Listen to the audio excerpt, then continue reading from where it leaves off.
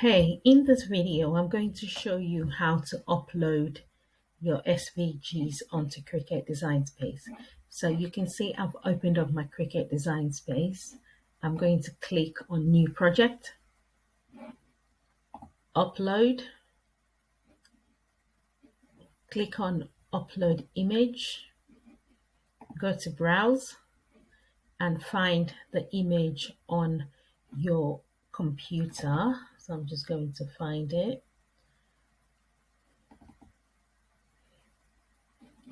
And click Upload again. Click on the project and click Add to Canvas. And there you have it. Your image is on your design space.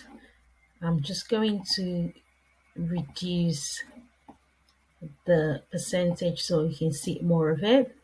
At the top here, you can resize it to whatever size you want, but make sure to lock the dimensions so that you can resize it proportionately. So I'm just going to click the padlock to lock it, and then I can resize it. So about 7 inches, 6 by 7, 7 by 8 inches is fine for an average cake topper. And then make sure you save your project.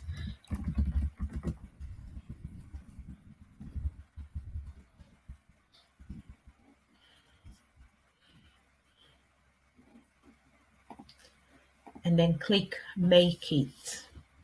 And that takes you to the Make It screen. In this particular project, you have 2 acetate sheets. The second one is a layer of the happy birthday text. You have another layer of that, the back of the topper. This is a gold. I want to make this in a gold layer. This is the second layer of the arch. This is the top happy birthday layer. This is the back of the image. This is the background of the shaker. This is the front and back of the shaker. And this is the first layer of the shaker and the other one. Obviously, you can adjust all this to whatever color you want, whatever style and size. Once you've got all that right, click Continue. And then you can cut it out on your Cricut Design Space. And I'm going to show you how I put it all together. In this video, we will be putting together the shaker topper. The first thing that I do is to get the text. Because we have about 3 or 4 layers cut out, I like to put it together first. The first layer is quite thin, so I like to stick it on the second layer with glue. And then I stick the second layer to the third layer with some tiny little foam squares that I got off Amazon. It is quite fiddly work, so just take your time to do it, even if you have to glue the first 2 layers if the foam squares are too big. So I stick the third layer to the fourth layer with foam squares. Obviously, you can keep offsetting and making as many layers as you want.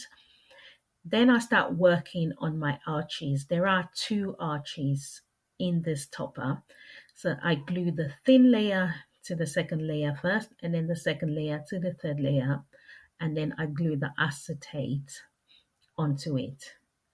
And then I glue the background to the backing paper. And I do the same for the big arch. The background paper I got from the works. You can get some nice decorative papers which saves you the ink from your print and cut. Alternatively, you can use a print and cut background to do the image. Okay, so once both of your arches are built together with the acetate, leave them to one side to dry.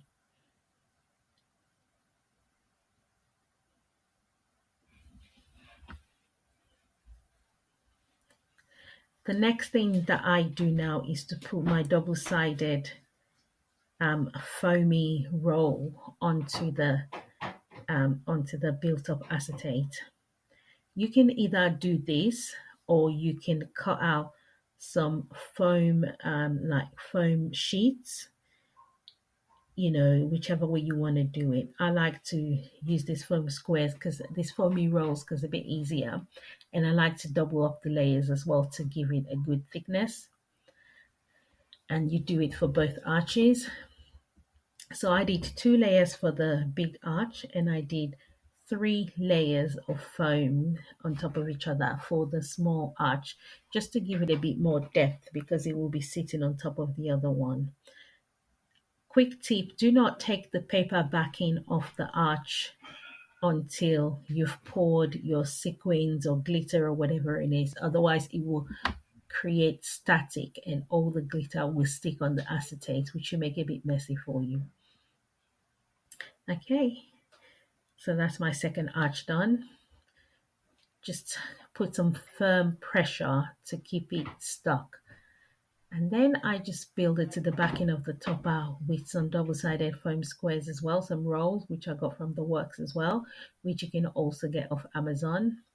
For the smaller one, I put the foamy on just one side of the topper, and I made it three layers to give it the depth that I require, and I just put some glue on the other side so that they're all evenly layered.